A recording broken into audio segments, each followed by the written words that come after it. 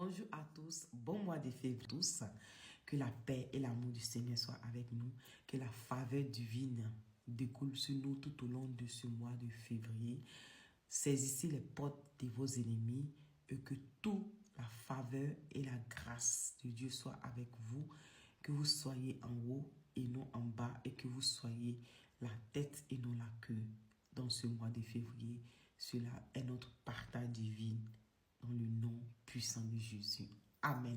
Après cette courte prière de bénédiction dans le mois de février, j'aimerais vous partager aussi. Je vous partage ma méditation de ce jour et le livre que je lis pour ce mois de février, pour la méditation, pour la prière et pour la réflexion. Alors, pour la méditation, je suis en train de lire le livre d'Éphésiens.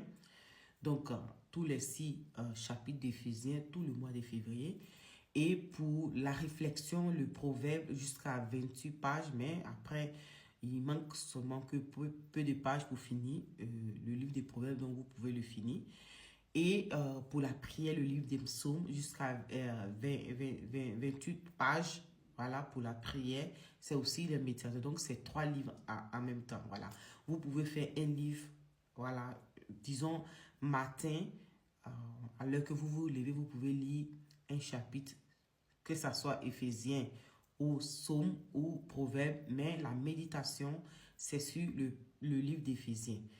La réflexion, vous lisez le chapitre, vous pouvez décider de lire le proverbe matin pour avoir les réflexions. Et puis l'après-midi, lire le livre d'Éphésiens pour la méditation profonde. Et puis maintenant, pour votre prière, que ce soit du soir ou au matin, comme vous voulez, vous pouvez lire le livre de Psaume. Voilà, donc ça c'est le programme du mois de février. Ceux qui veulent participer, vous êtes libre de le faire. Et si ça vous va, vous écrivez ce que vous recevez.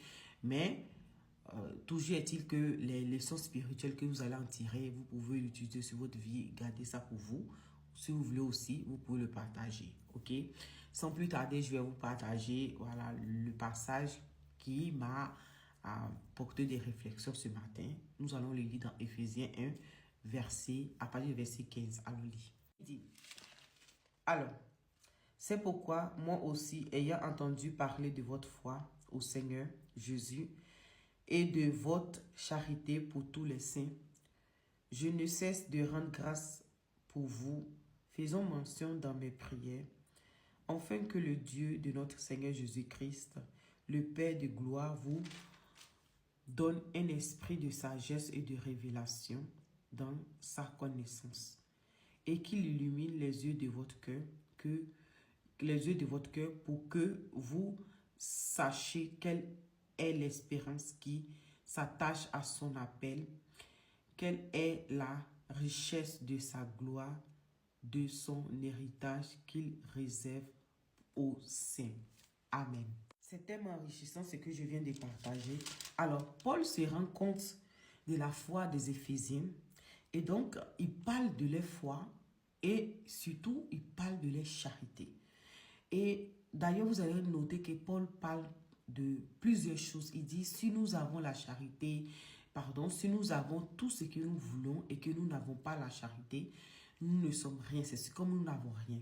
Mais Paul ici fait comprendre à ces gens d'Éphésiens qu'il reçoit les foi qui sont engagées, qui sont impliquées, et non seulement leur foi, mais leur dévotion à être vraiment disposés, aider les autres, les frères et sœurs. Et donc, il prie pour eux, pour que cette charité, cette foi reste intacte. En plus, il prie qu'ils aient la révélation de la connaissance de Dieu, de la richesse qui est attachée à chaque appel pour les saints. Et donc, j'aimerais vous partager ces versets-là, que cela soit pour nous aussi une prière, que le Seigneur de gloire, le Dieu de l'univers, ouvre les yeux de notre cœur, qu'il nous accorde sa révélation dans sa connaissance et que toutes les richesses qui sont attachées à notre appel soient en nous, afin que nous puissions mieux le servir et mieux marcher dans sa présence. Et ça, c'est ma prière pour vous. Amen. Sur ce, on a la prochaine pour un autre partage. Bye bye. Ciao.